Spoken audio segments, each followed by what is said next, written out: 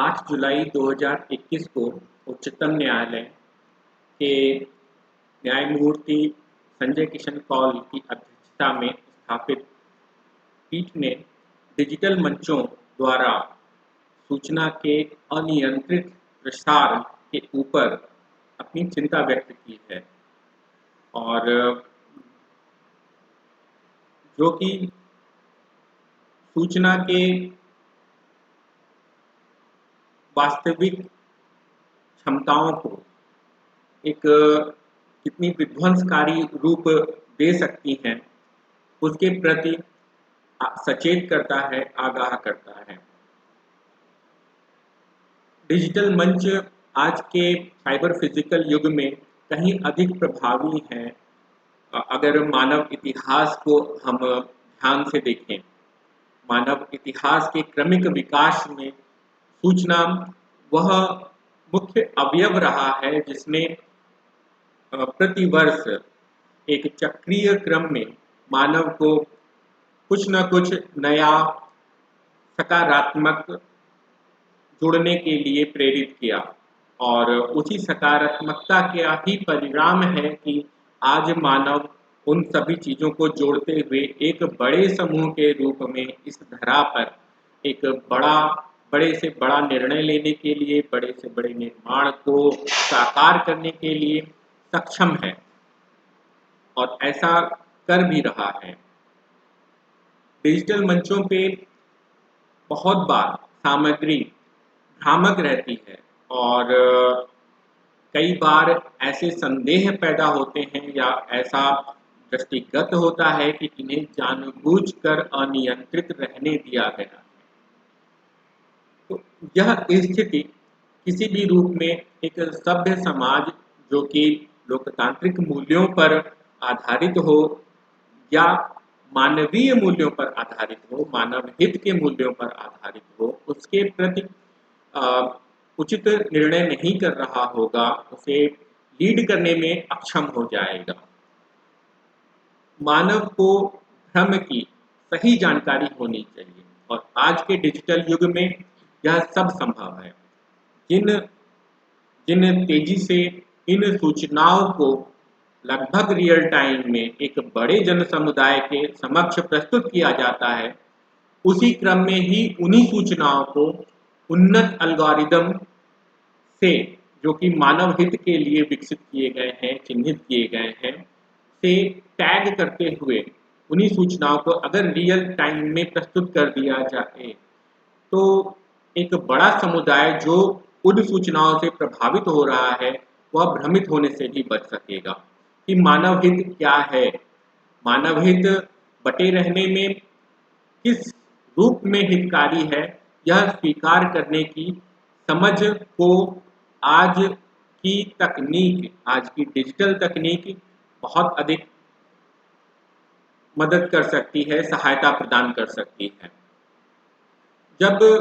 बात आती है कि इस पूरी ब्रह्मांडीय चेतना के रूप में सूचना के दोहन की, तो सूचना ही वह एकमात्र अवयव है इस ब्रह्मांड का जो इस ब्रह्मांड में उपस्थित है और यदि वह चेतन है तो वह खुद इस बात को सोचती होगी या सोचता होगा कि उसका अस्तित्व इस ब्रह्मांड में क्या है। तो सूचना का जो ब्रह्मांडीय स्वरूप है उसको समझा जाना अत्यंत आवश्यक है और यह तभी संभव है जब उस मानवीय क्रम में, यह तभी संभव है जब उस सूचना को मानव के लिए हितकारी है या नहीं है इस क्रम में मानवों के ही समक्ष प्रस्तुत किया जाएगा और उसके क्रम में मानव स्वयं सक्षम हो उचित निर्णय लेने के लिए। तो यह एक नई प्रकार की शक्ति है जिसका उचित उपयोग करना और उसके उचित उपयोग करने का संज्ञान मानव के अंदर विकसित होने देना, जो कि एक चक्रीय व्यवस्था के क्रम में हो रहा है, प्रतिवर्ष हो रहा है। हर वर्ष मानवों की एक नई पीढ़ी इस धरा पर विचरण कर रही होती है जो कि starting from the zero every year, प्रतिवर्ष वह शून्य से ही प्रारंभ हो जाती है तो वह लगातार अब तक के जो अनुभव हैं, अब तक की जो एक सूचना का एक सकारात्मक पक्ष जो स्थापित है, उससे वह कितना लाभ लेकर के अब नया विकास कर सकती है या नए कदम उठा सकती है, वह सुनिश्चित हो किया जा सकता है। और यदि हम सूचना को, क्योंकि भिन्न भिन्न भौगोलिक परिवेश में प्रत्येक मानव सूचना को अपने क्रम में समझता है, और जो हमारा व्यापक तंत्र है वह आज इतना सक्षम है कि वह हर व्यक्ति को उसके क्रम में वैश्विक सूचना को प्रस्तुत कर सकता है कि वह उसको किस रूप में लाभ पहुंचा रही है। मैं यहाँ हानि शब्द प्रयोग नहीं करना चाहूँगा, क्योंकि मैं सूचना और मानवीय क्रियाकलापों से होने वाले सकारात्मक पक्ष का ही पक्षधर हूँ, नकारात्मकता का पक्षधर नहीं हूँ। क्योंकि अर्थ का शेप अगर हम देखें तो इसकी ऊपरी परत पर ही हम निवास करते हैं या एक ऊपरी पृष्ठ पे ही रहते हैं, जो कि सकारात्मकता की बात करता है पूरी तरह से। तो धरती का स्वरूप ही सकारात्मक है। इस क्रम में मैं और मानवों का अगर बाहरी पक्ष देखा जाए, हमारा बाहरी आवरण देखा जाए, तो यह भी हमारे सकारात्मकता को ही प्रदर्शित करता है। इसको खोल देने के बाद मानव ही नहीं अस्तित्व में होगा, तो हम क्यों नकारात्मकता को स्वीकार करें? सकारात्मक पक्ष को ही स्वीकार करने की आवश्यकता है। सूचना के दोनों पक्ष उपस्थित हैं हमें विकास करने के लिए। तो यहाँ मेरा जो तथ्य रखने का मंतव्य है वह यही है कि हम सूचना के सर्व स्वीकार्य रूप को स्वीकार करें। किसी यूनिफॉर्मिटी की तरफ अग्रसर होने की आवश्यकता नहीं है, और अगर हम ऐसा करने में सक्षम होते हैं तो निश्चित रूप से इस ब्रह्मांड में, इस धरा पर कोई भी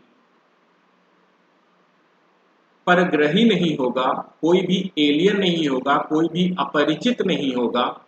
हर व्यक्ति अपनी सभ्यता, अपने भौगोलिक परिवेश में, अपनी मान्यताओं के क्रम में एक दूसरे से उतना ही परिचित होगा, उतना ही एक दूसरे का लाभ कर रहा होगा, जितना सोशल मीडिया शब्द अपने अंदर सकारात्मक मैसेज, संदेश